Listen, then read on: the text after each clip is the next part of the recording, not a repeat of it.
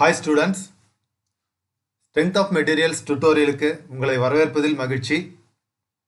நீங்க பார்க்கக்கூடிய இந்த series of tutorials Diploma in Mechanical Engineering ஸ்டூடண்ட்ஸ்க்காக மிக எளிய தமிழில் உருவாக்கப்படுகிறது. இந்த டுட்டோரியல்ல நாம சென்ட்ராய்டுனா என்ன, அதை எப்படி டிரைவ் பண்ணலாம், இதை பத்தி டீடைலா பார்ப்போம். வாங்க டுட்டோரியலுக்குள்ள போலாம். சென்ட்ராய்டுனா என்ன அதை பற்றி பார்க்கறதுக்கு முன்னாடி சென்டர் ஆஃப் கிராவிட்டி அதை பற்றி நம்ம பார்க்கலாம். ஒரு சின்ன டெமோ பார்க்கலாம் ஃபஸ்ட்டு. ஸோ இந்த மாதிரி ஒரு போர்டு, இந்த போர்டில் வந்து ஃபிங்கர் சப்போர்ட்டு பாட்டம்லேருந்து கொடுக்குறாங்க. ஸோ அந்த கரெக்டான பாயிண்டில் நம்ம சப்போர்ட் கொடுக்கும்பொழுது அந்த ஆப்ஜெக்ட் வந்து பேலன்ஸ்டாக ரெண்டு சைட்லேயும் விழாமல் பேலன்ஸ்டாக நிற்கும். அந்த பாயிண்ட் தான் நம்ம வந்து சென்டர் ஆஃப் கிராவிட்டி அப்படின்னு சொல்கிறோம். அந்த பாயிண்ட் வழியாக நீங்கள் சப்போர்ட் கொடுக்கும்பொழுது ஆப்ஜெக்ட்டு கீழே வந்து விழாமல் கரெக்டாக சப்போர்ட் ஆகி நிற்கும். இதுக்கு முன்னாடி பார்த்த டெமோவில் நீங்கள் சென்டர் ஆஃப் கிராவிட்டினா என்ன அப்படின்னு தெரிஞ்சுக்கிட்டீங்க. ஸோ அது ஏற்கனவே எல்லாருக்குமே தெரியும். இப்போ சென்ட்ராய்டுனா என்ன அதை பற்றி இப்போ பார்க்கலாம். சென்ட்ராய்டுன்றது ஒரு ஏரியாவோட சென்டர்.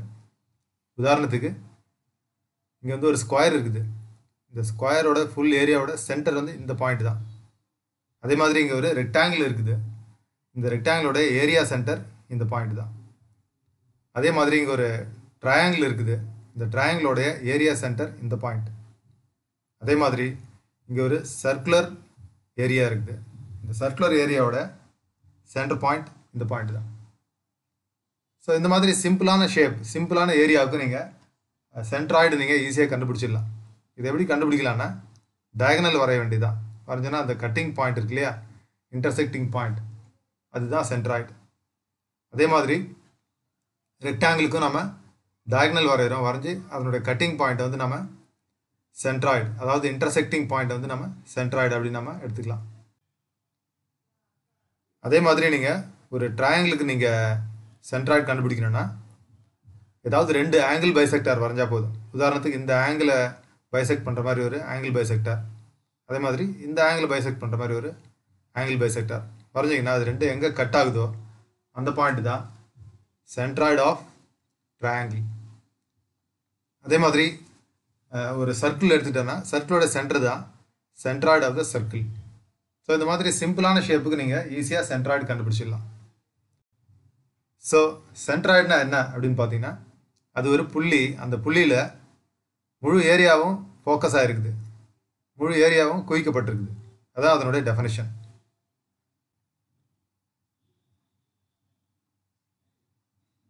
இங்கே நாம் 3 டிஃப்ரெண்ட்டான கிராஸ் செக்ஷன் நம்ம பார்க்குறோம். அதாவது இதை வந்து ஐ செக்ஷன் அப்படின்னு சொல்லுவாங்க, இதை வந்து சேனல் செக்ஷன் அப்படின்னு சொல்லுவாங்க, இதை எல் செக்ஷன் அப்படின்னு சொல்லுவாங்க. இந்த ஷேப் பார்த்தீங்கன்னாக்கா இங்கிலீஷ் ஆல்ஃபபெட் ஐ, அந்த லெட்டர் ஐ ஷேப்பில் இருக்கிறதால இதுக்கு பேர் வந்து ஐ செக்ஷன் அப்படின்னு வச்சுருக்காங்க.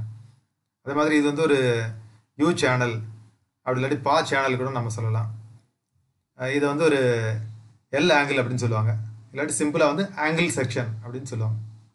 ஸோ இந்த மாதிரியான டிஃப்ரெண்டான ஒரு கிராஸ் செக்ஷன் வரும்பொழுது இந்த கிராஸ் செக்ஷனுக்கு சென்ட்ராய்டு எப்படி கண்டுபிடிக்கலாம், அதுதான் இப்போ நம்ம வந்து இந்த சப்ஜெக்டில் டீட்டெயிலாக பார்க்க போகிறோம். உதாரணத்துக்கு இந்த ஐ செக்ஷன் இருக்கு இல்லையா, இதனோட சென்ட்ராய்டு வந்து பார்த்தீங்கன்னாக்கா கரெக்டாக இந்த பாயிண்டில் இருக்கும். நான் ரஃபாக இந்த கர்சரை இங்கே வைக்கிறேன். கரெக்டாக இந்த பாயிண்டில் தான் வந்து அதனுடைய சென்ட்ராய்டு இருக்கும். அதாவது ஏரியாவோட சென்டர் வந்து இது தான் டோட்டல் ஐ செக்ஷனுக்கு. அதே மாதிரி இங்கே இருக்கக்கூடிய இந்த யூ செக்ஷன் இருக்கு இல்லையா, சேனல் செக்ஷன், இதில் வந்து சென்ட்ராய்டு வந்து கிட்டத்தட்ட இந்த பாயிண்டில் இருக்கும், இந்த லொக்கேஷனில் இருக்கும். இப்போ இதுக்குமே ஒரு பெரிய டிஃப்ரென்ஸ் இருக்குது. என்னென்னு பார்த்தீங்கன்னா இந்த ஆப்ஜெக்ட்டுக்கு உள்ளாரே தான் வந்து சென்ட்ராய்டு இங்கே லொக்கேட் ஆகிருக்குது இந்த ஐ செக்ஷனை பொறுத்த வரைக்கும். ஆனால் நான் இங்கே என்ன சொல்கிறேன்னு பார்த்தீங்கன்னா இந்த பாயிண்டில் தான் வந்து ஏரியா சென்டர் இருக்கும், சென்ட்ராய்டு வந்து இங்கே தான் குவிஞ்சிருக்கு அப்படின்னு சொல்கிறேன். ஸோ அப்போ சென்ட்ராய்டு பார்த்தீங்கன்னாக்கா இந்த பர்டிகுலர் எக்ஸாம்பிளில் இந்த ஆப்ஜெக்ட்டுக்கு வெளியில் இருக்குது, இதுதான் ஆப்ஜெக்ட்டு, இந்த ஆப்ஜெக்ட்டுக்கு வெளியில் இந்த லொக்கேஷனில் இருக்குது சென்ட்ராய்டு. அதே மாதிரி இந்த எக்ஸாம்பிளில் இந்த எல் ஆங்கிள் இருக்கு இல்லையா, இந்த எல் ஆங்கிளில் பார்த்தீங்கன்னாக்கா சென்ட்ராய்டு வந்து கிட்டத்தட்ட இந்த லொக்கேஷனில் இருக்கும். ஸோ இந்த கேஸ்லையும் பார்த்தீங்கன்னாக்கா இதுதான் ஆப்ஜெக்ட்டு, ஆனால் சென்ட்ராய்டு வந்து இந்த பாயிண்டில் லொக்கேட் ஆகிருக்கு. ஸோ இது எல்லாத்தையும் நம்ம வந்து ஒரு மெத்தட் யூஸ் பண்ணி எப்படி கால்குலேட் பண்ணலாம், எப்படி இந்த சென்ட்ராய்டு வந்து நம்ம எக்ஸாக்டாக அரைவ் பண்ண முடியும், அதுக்கு ஒரு மெத்தட் இருக்குது. அந்த மெத்தடை இப்போ பார்க்கலாம் நம்ம.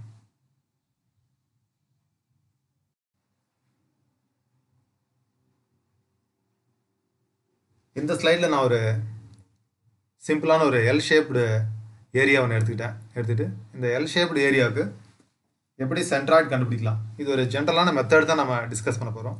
இந்த மெத்தடை வந்து நீங்கள் எந்த மாதிரியான கிராஸ் செக்ஷன் கொண்டாலும் நீங்கள் அதை அப்ளை பண்ணலாம், எந்த மாதிரியான ஷேப் இருந்தாலும் நீங்கள் அதுக்கு அப்ளை பண்ணலாம். ஸோ நம்ம இந்த மாதிரி ஒரு எல் ஷேப்டு ஆப்ஜெக்ட்டுக்கு சென்ட்ராய்டு கண்டுபிடிச்சோன்னா ஃபைனலாக நம்ம எழுதக்கூடிய ஆன்சர் எப்படி இருக்குன்னு பார்த்தீங்கன்னாக்கா எக்ஸ் பார் ஒய் பார் அப்படின்னு சொல்லி 2 வேல்யூ நம்ம கொடுப்போம். அது என்ன எக்ஸ் பார் ஒய் பார் அப்படின்னு பார்த்தீங்கன்னாக்கா, உதாரணத்துக்கு நம்ம இந்த லொக்கேஷனில், அதாவது இந்த லொக்கேஷனில் தான் வந்து ஃபைனலாக சென்ட்ராய்டு இருக்கும் அப்படின்னு சொல்லி நம்ம ஆன்சர் அரைவ் பண்ண போகிறோம். ஸோ இந்த லொக்கேஷனை நீங்கள் வந்து ரெஃபர் பண்ணுறதுக்கு 2 கோஆர்டினேட் தேவைப்படுது. ஒன்று வந்து எக்ஸ் கோஆர்டினேட், இன்னொன்று ஒய் கோஆர்டினேட். ஸோ அந்த எக்ஸ் கோஆர்டினேட் அந்த ஒய் கோஆர்டினேட் தான் நம்ம வந்து இங்கே எக்ஸ் பார் ஒய் பார் அப்படின்னு சொல்லி ஆன்சராக நம்ம எழுதுகிறோம். இது ரொம்ப சிம்பிளான ஒரு மெத்தட் தான் இது. இப்போ நம்ம அந்த மெத்தட் என்னங்கிறத இப்போ டீட்டெயிலாக பார்க்கலாம்.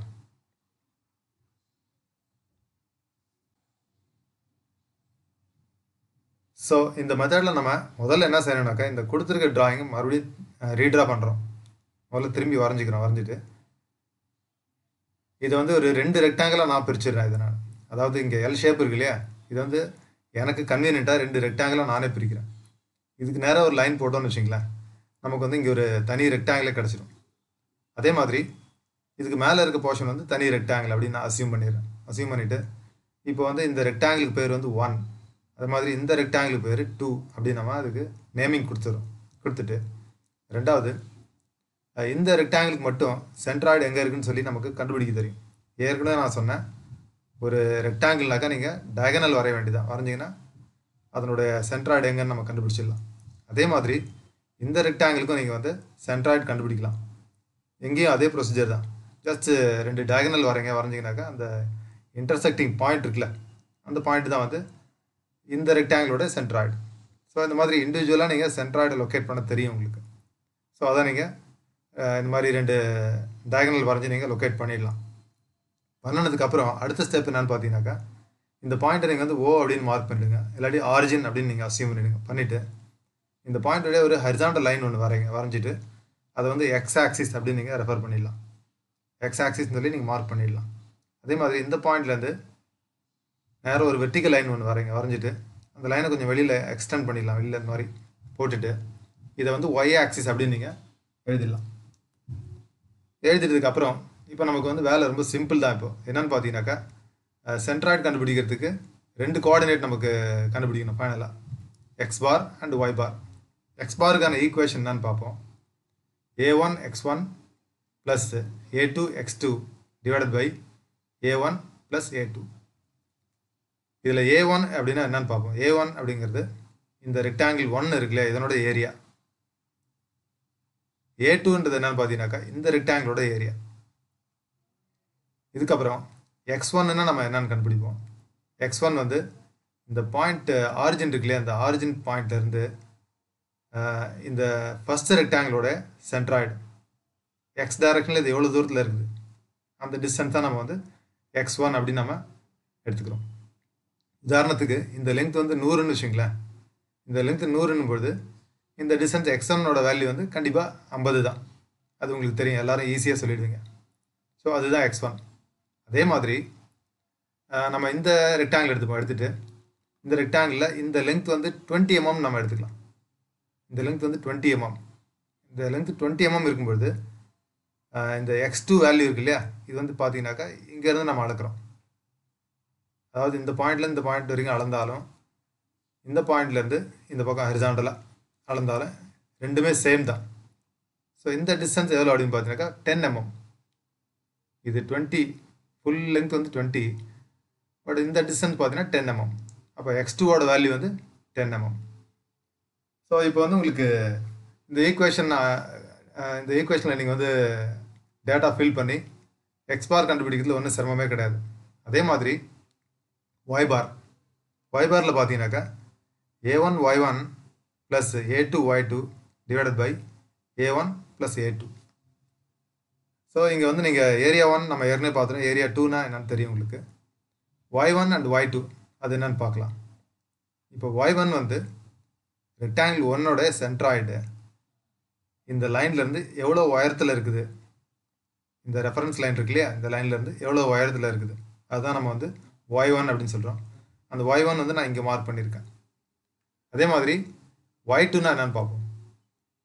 ரெக்டாங்கிள் 2 இருக்கு இல்லையா, இந்த ரெக்டாங்கிள் 2 இந்த ஹரிசாண்டல் லைன்லேருந்து கரெக்டாக அதனோட சென்ட்ராய்டு, அந்த ரெக்டாங்கிள் 2ஓட சென்ட்ராய்டு இந்த ஹரிசாண்டல் லைன்லேருந்து எவ்வளோ உயரத்தில் இருக்குது, அதை தான் நம்ம வந்து Y2 அப்படின்னு சொல்கிறோம். ஸோ நீங்கள் இந்த ஃபார்முலாவில் A1 Y1 plus A2 Y2 divided by A1 plus A2 போட்டிங்கனாக்கா உங்களுக்கு Y பாரோட வேல்யூ கிடச்சிரும். ஸோ நம்ம ஃபைனலாக நான் ஆன்சர் வந்து இதில் மார்க் பண்ணணும்.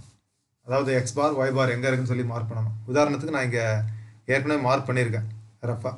இங்கே ஒரு பாயிண்ட் காமிச்சிருக்கேன் பாருங்கள். இந்த பாயிண்டில் தான் இந்த L செக்ஷனோட சென்ட்ராய்டு இந்த பாயிண்டில் தான் குவிஞ்சிருக்கு. ஸோ இந்த பாயிண்ட்டுக்கு வந்து பார்த்தீங்கன்னாக்கா எப்போவுமே ஒரு பாயிண்ட்டை நீங்கள் லொக்கேட் பண்ணுறீங்கனாக்கா அதுக்கு வந்து 2 கோஆர்டினேட் இருக்கும். ஒன்று வந்து X கோஆர்டினேட், அது வந்து X டைரக்ஷனில் அளக்கிறோம். இன்னொன்று வந்து Y கோஆர்டினேட், அது வந்து Y டைரக்ஷனில் அளக்கிறோம். ஸோ ஃபைனலாக உங்களுக்கு கிடச்சிருக்கக்கூடிய ஆன்சர் வந்து நீங்கள் இந்த மாதிரி நீங்கள் மார்க் பண்ணிடலாம். உதாரணத்துக்கு X பாரோட வேல்யூ வந்து 25ன்னு வச்சுப்போமே.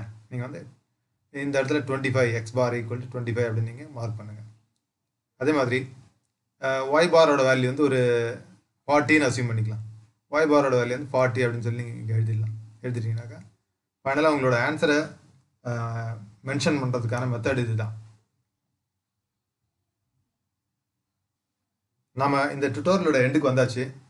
இந்த டுட்டோரியலில் நம்ம குறிப்பாக ஒரு கிராஸ் செக்ஷன் கொடுக்கும்பொழுது அந்த கிராஸ் செக்ஷனுக்கு சென்ட்ராய்டு கண்டுபிடிக்கிறதுக்கான மெத்தட் என்ன, அதை பற்றி நம்ம இங்கே டீட்டெயிலாக நம்ம டிஸ்கஸ் பண்ணியாச்சு. இந்த மெத்தட் வந்து நீங்கள் என்ன மாதிரியான கிராஸ் செக்ஷன் கொடுத்தாலும் அந்த மெத்தட் வந்து நீங்கள் அப்ளை பண்ணலாம். எந்த ஒரு கிராஸ் செக்ஷன் கொடுத்தாலும் அந்த கிராஸ் செக்ஷனுக்கு நீங்கள் இந்த மெத்தட் அப்ளை பண்ணிங்கன்னா ஈஸியாக நீங்கள் சென்ட்ராய்டு கண்டுபிடிச்சிடலாம். ஸோ நாம் அடுத்த டுட்டோரியலில் ஒரு சிம்பிளான ஒரு ப்ராப்ளம் ஒன்று எடுத்துக்கிட்டு இந்த மெத்தடை எப்படி அப்ளை பண்ணலாம் அப்படின்னு டீட்டெயிலாக பார்ப்போம்.